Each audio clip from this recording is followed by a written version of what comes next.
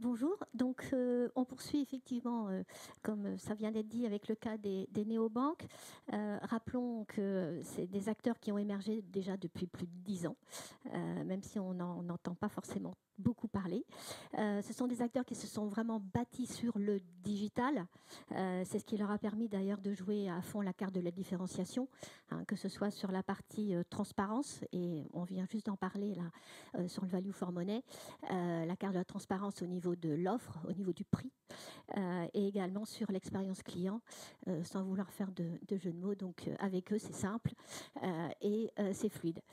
Alors comment travailler avec eux, comment s'insérer effectivement dans leur chaîne de valeur, dans leur pratique, pour répondre à ces questions. Donc Quentin et Philippe. Donc je vais les laisser se présenter rapidement pour situer le contexte, et après on passera à la première question. Donc bonjour à tous et merci pour l'invitation, un petit Belge parmi les Français aujourd'hui.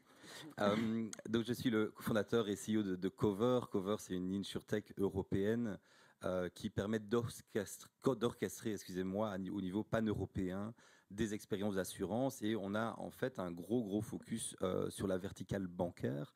Il faut savoir que en 8 ans d'existence, aujourd'hui, on orchestre les solutions d'assurance de Revolut, de Monzo, de Yondercard, de Bunk, en France de Kanto, de Lydia, ING Bank aussi, Van Breda Bank et aussi Keytrade Bank avec nos amis de chez Cardiff sur un projet particulier. Et on a un très beau programme avec Revolut et Wacom en l'occurrence. Donc on a une très belle expérience finalement dans le système des néobanques et aussi des banques classiques, qui est un de nos piliers d'attaque. Voilà. Bonjour à toutes et à tous, Philippe Fassier. Donc, je suis le country manager chez Wacom pour la partie française et pan-européenne. Et chez Wacom, alors on n'est pas une néobanque, mais on adhère on va dire à l'ADN de ces nouvelles entreprises, comme on adhère à l'ADN de partenaires comme Cover. On est présent dans 32 pays, on y reviendra tout à l'heure, parce que finalement, ça faisait partie un petit peu des avantages concurrentiels d'une entreprise comme la nôtre, de travailler avec les néobanques. Alors, je me suis rendu compte qu'on est présent chez les néobanques, mais tu as développé ton portefeuille de néobanques, et on n'est pas derrière toutes ces entreprises que tu as citées, donc on va en parler après. Il y aura une troisième partie, comme on dit. Alors, Quentin, Philippe, comment ce partenariat, effectivement, a pris naissance et avec quels objectifs, puisque finalement, c'était 3 parties à combiner et à faire avancer ensemble. Mais absolument. Alors, avant de répondre concrètement à cette question, j'aimerais un peu amener une dynamique de quelle est l'importance de l'assurance pour les néobanques, et puis on va un peu mieux comprendre le partenariat Wacom Cover et néobanques. Ce qui est très intéressant, c'est que les néobanques sont absolument incapables de vendre de l'assurance transactionnelle. On a parlé du modèle banque-assurance. Il fonctionne à condition que vous pouviez faire du crédit, ou on peut emprunter de l'argent pour acheter un véhicule, financer une maison et ainsi de suite. Et beaucoup d'assurance du modèle banque-assurance est liée finalement à une sorte de cross-sell ou upsell, une garantie locative et ainsi de suite. Ces néobanques aujourd'hui ne possèdent pas de tels services financiers et donc de tels services bancaires. C'est temporaire, mais il faut garder en tête qu'aujourd'hui les néobanques ne savent pas se distinguer sur la génération de revenus en vendant de l'assurance classique. Et donc là où ils peuvent se différencier, c'est sur l'assurance embarquée, donc l'assurance intégrée dans les cartes. Et on observe quelques dynamiques spécifiques dans leur manière de réfléchir à ces assurances cartes. La première, c'est de vouloir vraiment se différencier des acteurs classiques. La différenciation va se passer dans le produit d'assurance, qui va être extrêmement impactant. Je donne des exemples, et on les fait avec Wacom notamment. La protection des achats, qui est une assurance classique carte. La plupart des acteurs traditionnels vont protéger les achats pendant 90 jours. Revolut, c'est 1 an. Les assurances annulation, c'est des assurances annulation voyage classiques. Revolut, c'est annulation toute cause. Donc, toute cause, on vous rembourse à hauteur de 70% pour éviter, finalement, pour avoir un certain aléa. Mais c'est important qu'il y ait une grosse innovation sur le produit pour se distinguer au niveau de l'offre. La deuxième partie, c'est la qualité du service. Alors, on a beaucoup parlé de service dans les interventions précédentes. Je vais vous demander de faire quelque chose qui ne va pas vous amuser. C'est d'aller sur Google, de taper le nom de votre entreprise et de rajouter Trustpilot. Et vous allez voir, Trustpilot, c'est un outil technologique et marché d'analyse des feedbacks.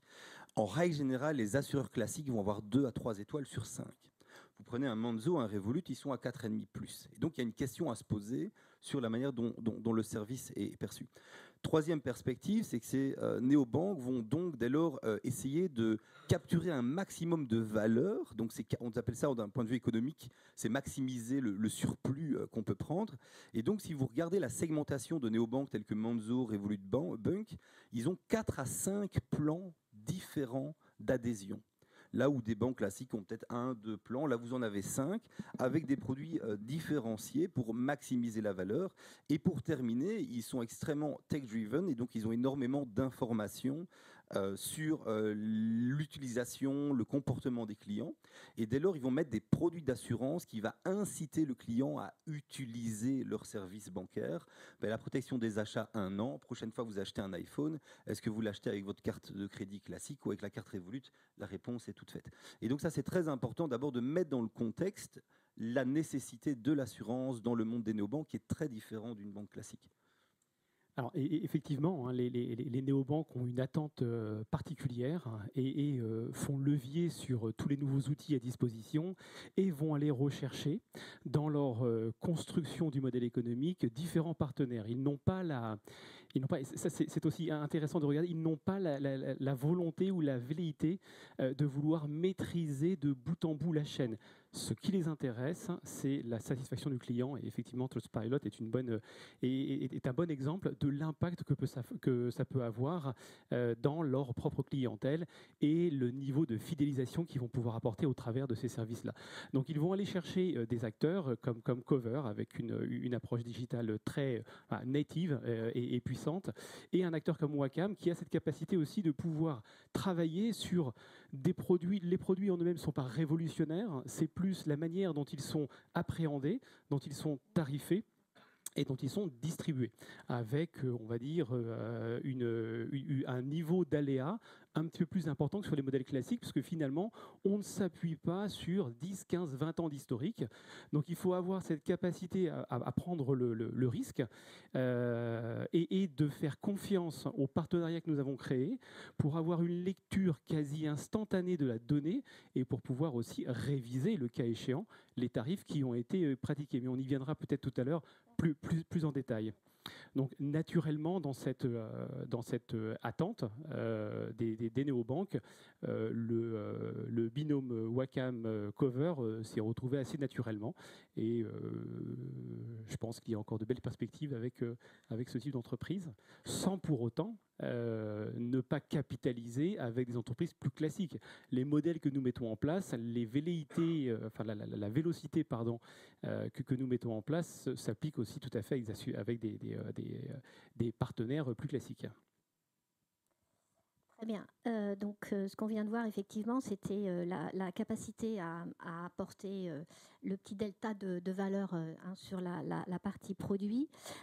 Également, la couverture pan-européenne. On l'a vu très rapidement, mais c'est vrai que c'est fondamental puisque c'est des banques qui sont complètement multi-pays. Et donc, plus concrètement, pour apporter une réponse sur ce qui a été mis en valeur là, sur la fluidité du parcours, puisque ce n'est pas l'assurance qui va faire venir. Qu'est-ce qui a été effectivement concrètement au niveau du fonctionnement mis en place? Alors c'est une bonne question et juste si vous voulez travailler avec des néobanques, mon premier conseil c'est ne le faites pas. Et puis si vous voulez vraiment le faire, il faut des reins solides. Alors peut-être une des particularités dans le parcours qu'il faut mettre en place.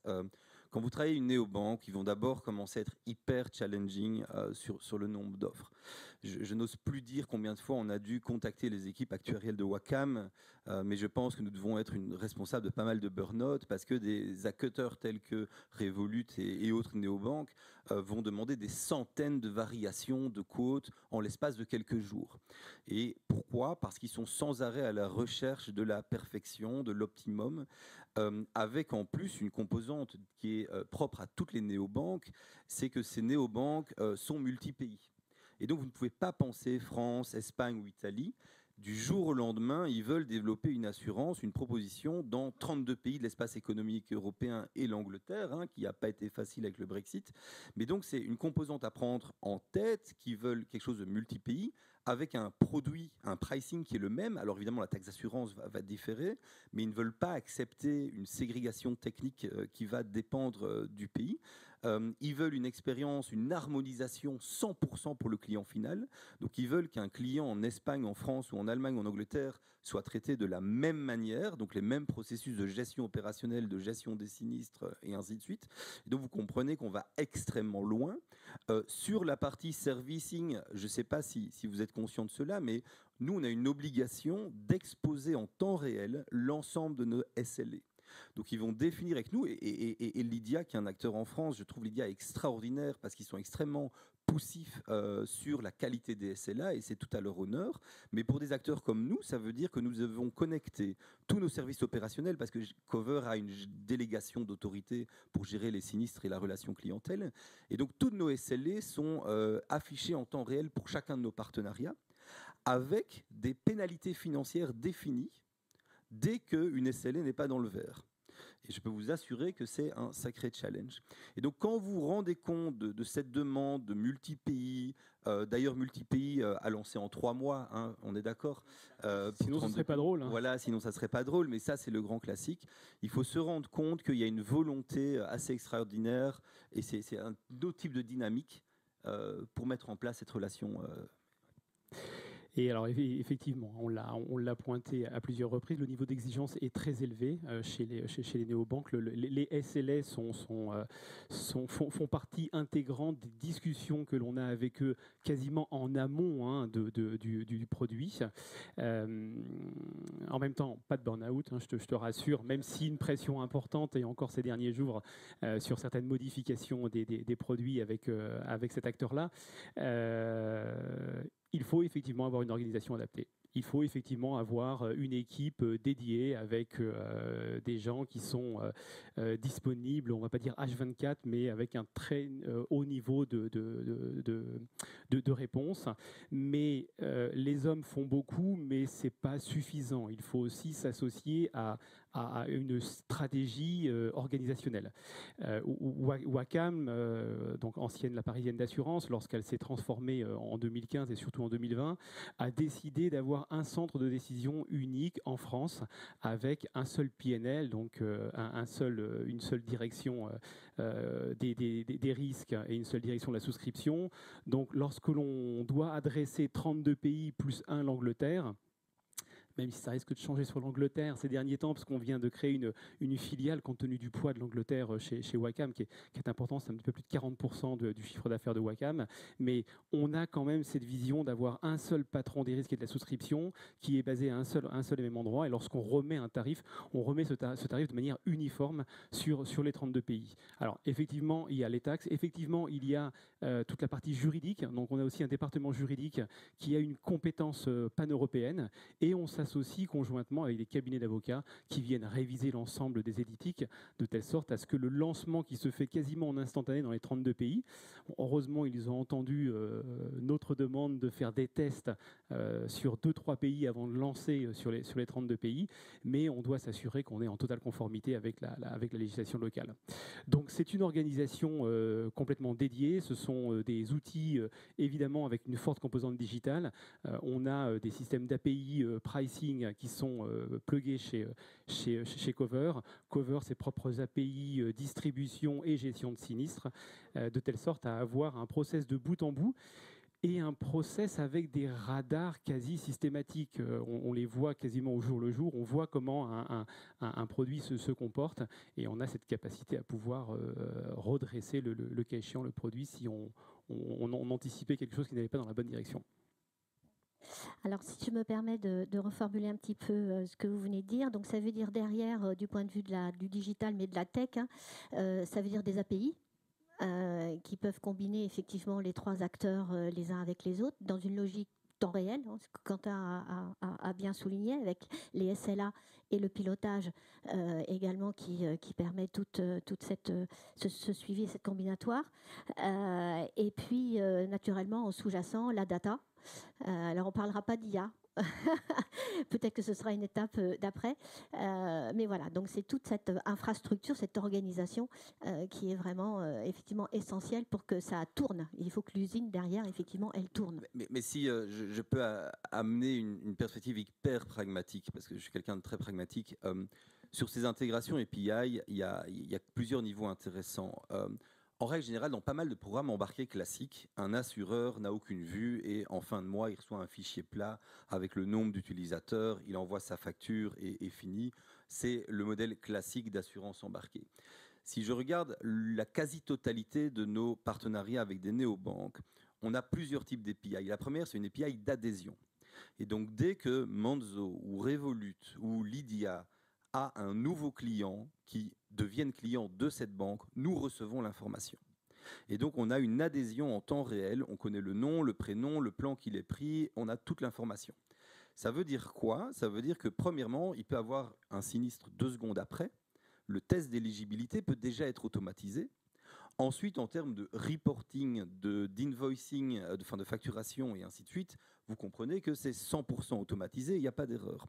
Et souvent, d'ailleurs, c'est intéressant, dans ces plans d'assurance embarqués, il y a une condition, c'est que entre le moment où vous avez acheté un objet et vous déclarez un sinistre, il faut une continuité de votre adhésion dans un même plan. Eh bien, nous, on peut le tester en temps réel puisqu'on a toutes ces informations. C'est assez unique. La deuxième partie, c'est que le parcours de déclaration de sinistre et de gestion de sinistre est 100% intégré dans l'applicatif de ces néobanques. Et donc, on a créé nos API de gestion de sinistre et de déclaration de sinistre. Alors, ça a 2 avantages. Le premier, c'est qu'en fait, énormément d'informations peut être rapatriées automatiquement. On doit éviter qu'un client doive coder dans une forme en ligne son prénom, son nom, des infos sur la transaction. Et deuxièmement, ça nous permet en fait d'avoir une déclaration de sinistre qui est complète, puisqu'on va forcer dans l'applicatif le fait de recevoir l'ensemble des informations nécessaires. Et pour vous donner un exemple qui est en termes de service extraordinaire, une de nos fameux SLA ou SLA, si je le dis plus en mode francophone, c'est le paiement en déant les 24 heures dès la soumission d'un sinistre. Et on a reçu une plainte l'autre jour, je t'en ai pas encore parlé, mais quelqu'un s'est plaint sur Trustpilot et nous a mis un score de 1 sur 5 en disant c'est inadmissible, j'ai déclaré un sinistre vendredi soir, je n'étais payé que le lundi matin. Voilà, ça c'est la nouvelle génération. Ça, c'est vrai qu'on ne va pas pouvoir y faire grand-chose sur ces cas-là, et tu as eu raison de ne pas m'en parler, parce que j'aurais pu lui répondre directement. Donc, ce que vient d'écrire Quentin sur ces API qui sont directement plugués dans le parcours client du partenaire, ça a aussi un gros avantage chez nous, assureurs, puisque finalement, on a accès à cette data directement, sans avoir, comme tu le disais, sans attendre le reporting mensuel, voire trimestriel, voire annuel, dans certains cas de figure où on se rend compte en fait que la profitabilité du compte n'est pas à ce niveau-là. Alors quand je parle de profitabilité du compte, je parle d'une profitabilité du compte 360. Je ne regarde pas que le propre intérêt de l'assureur, je regarde aussi l'intérêt de l'assuré final. On a parlé de tout à l'heure de money for value, de customer fair value. On a aussi ça dans nos radars et dans nos KPI que l'on suit. Puisque lorsqu'on se lance sur un produit comme celui-ci, on l'a dit tout à l'heure, c'est de l'annulation toute cause, du CFAR in English, on essaye d'éviter la fraude, évidemment, et notamment la fraude de masse. Et on peut se permettre de le faire parce qu'il y a toutes ces connexions informatiques qui sont faites, non pas avec le compte bancaire, mais directement avec la banque. Et on est à même de pouvoir détecter, et ça a fait partie des discussions il y a 2 ans quand on a lancé le produit, on s'est dit on peut y aller, mais il faut vraiment quelque part un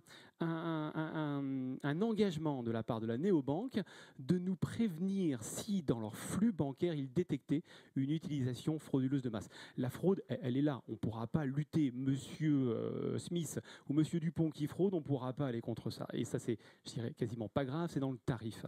Ce qu'on va essayer d'éviter sur l'annulation toute cause, c'est l'annulation la fraude de masse. Et ça, on s'est accordé dans le partenariat pour pouvoir le détecter et pouvoir l'anticiper et modifier éventuellement un bout du wording, un bout du pricing, de telle sorte à ne pas se retrouver dans le rouge et de se retrouver avec des renouvellements qui deviennent très, très, très houleux. Cet apport de digital nous permet de regarder un peu différemment à la fois la consommation du produit d'assurance, mais aussi son pricing. On est l'apport de la data, de l'intelligence artificielle, même si on n'en parle pas. L'apport de la data nous permet d'avoir des algorithmes encore plus puissants qu'ils ne l'étaient par le passé et nous permettent quasiment, non pas mensuellement, parce que ce serait fatigant pour tout le monde, mais trimestriellement, de regarder cet équilibre entre les attentes économiques de l'assureur, du distributeur et du client final, et de réviser le pricing si nécessaire à la hausse ou à la baisse. On s'accorde en amont, et c'est contractuel, avec une capacité de pouvoir modifier la tarification à un certain niveau. Et si ce niveau ne devait pas être suffisant à la hausse ou à la baisse, une fois de plus, on garde en tête l'intérêt pour le client final. Et pour donner un chiffre très précis, si le ratio sinistre à prime se situe dans des proportions inférieures à 25-30%, on se pose des questions sur la valeur finale pour le client de ce produit-là. Donc, si on se rend compte que le S sur P n'est pas suffisamment, si le produit n'est pas suffisamment utilisé, on va ouvrir les vannes, et on l'a fait récemment, en modifiant un petit peu l'approche contractuelle du produit. On avait des limites dans le temps, on avait des rayons pour l'annulation, on a décidé de les réduire de telle sorte à apporter beaucoup plus de sollicitation du produit. Donc, tout cela est possible grâce à l'instantanéité de la data et à cette capacité de... C'est aussi une capacité intellectuelle des partenaires de se dire le produit il est tarifé aujourd'hui, mais il peut évoluer dans 3 semaines, dans 3 mois, ou évoluer encore dans 1 an, à la fois dans son prix et à la fois dans son scope géographique et dans ses garanties qu'il peut avoir. Oui, en fait, j'aimerais rajouter quelque chose de très intéressant. La partie création de valeur pour le client final, on en a beaucoup parlé. Elle est très simple, la création de valeur. C'est quoi? C'est le S sur P. Le S sur P, c'est la valeur que vous redistribuez dans le monde sur la partie des primes que vous avez collectées. Alors, chez Cover, on a une vision qui est très claire. On veut maximiser le S sur P. Alors, on ne parle pas d'assurance vie, sinon tous vos clients meurent. On parle vraiment d'assurance non-vie, tout en restant profitable, évidemment. Et donc, il y a une volonté de maximiser le S sur P, donc de facto d'automatiser un maximum l'aspect opérationnel, administratif et coût.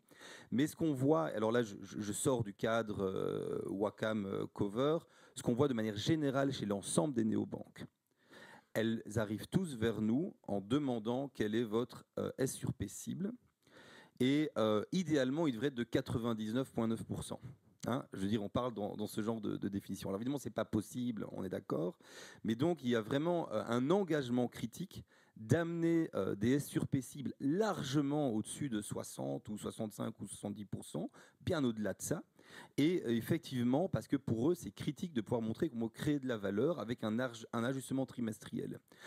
J'ai même eu certaines discussions, et à nouveau, pas forcément avec mon collègue à gauche, mais où des néobanques disaient, pourquoi l'assureur doit faire du profit? On pense que 100% du profit devrait revenir chez nous. Et donc, il faut vraiment se rendre compte. Mais c'est pas plus mal. C'est pas plus mal. Oui, mais c'est pas plus mal, parce que c'est-à-dire qu'il y a une volonté extrême de créer de la valeur pour le client final. Et je trouve que même s'il faut les raisonner, c'est pas mal comme perspective. Merci. Alors, quand on a préparé cette session, moi, j'avoue que j'ai été vraiment impressionnée par ce qui a été monté en trio. Et ce qui m'a interpellée, moi qui ai un profil plus tech, donc c'est effectivement de la manière dont on a réussi à dépasser la partie stricto sensu technique, flux, data à travers les API et de transformer tout ça avec une vraie valeur ajoutée et une vraie valeur ajoutée vers, comme l'a souligné Quentin, c'est vers le client et puis vers le pilotage. Alors, est-ce qu'on peut considérer que ça a été vraiment des caractéristiques clés, des facteurs clés, excusez-moi, de succès de ce partenariat qui dure donc depuis plus de 2 ans, même plus que ça? Ouais. Alors pour l'offre particulière, ouais, c'est l'offre sur la partie annulation. Et éventuellement, quels sont les éléments complémentaires et là un peu peut-être demain, qu'est-ce qui peut se passer? Bien, en fait, je pense il y a une gestion continue dans le sens où nous fournissons tant à nos néobanques clients qu'à nos assureurs des dashboards, des reporting en temps réel avec les primes payées, les ratios S sur P, les taux de rejets, les causes de refus d'indemnisation, les SLA opérationnels. Et en fait, on a avec beaucoup de clients, non pas un QBR, donc un Quarterly Business Review, mais un Monthly Business Review qui demande beaucoup de préparation. Et la question systématique qui va revenir, c'est comment peut-on améliorer le produit. Et donc là, on a quand même beaucoup de chance avec Wacam qui a une vision pan-européenne centralisée qui est nécessaire pour cette offre pan-européenne, comme je le disais, et Cover aussi, où constamment il y a une vision d'améliorer le produit, donc d'améliorer les couvertures, de diminuer les taux de refus et ainsi de suite. Et c'est une condition nécessaire sur la partie pilotage, sur la partie partenariat. C'est continuellement, on discute le S sur P, on discute le produit, on discute la satisfaction client, avec une amélioration produit continue. Ça demande beaucoup d'énergie, effectivement. Mais c'est probablement la manière dont la distribution des produits d'assurance vont évoluer dans les années à venir. Je pense qu'il y a ce niveau de satisfaction client est devenu un tel radar chez tous les dirigeants de l'entreprise, qu'elle soit néobanque ou banque classique, ou assureur classique ou banque assureur, que on finit effectivement par l'avoir tous à l'esprit, et y compris, même si c'est contre-intuitif de la part d'un assureur de se dire que le S sur P n'est pas suffisamment élevé, il faut travailler le produit, il faut travailler les conditions générales et particulières pour que ce produit soit utilisé, c'est quand même la tendance de fond vers laquelle on doit aller, et ça nécessite une capacité d'ajustement quasiment en temps réel. Et oui, c'est vrai que c'est fatigant quelquefois de travailler. Il faut avoir un bon mix de portefeuille et pas avoir que des néobanques, de telle sorte à ne pas mettre l'entreprise dans le rouge. Voilà. Merci messieurs.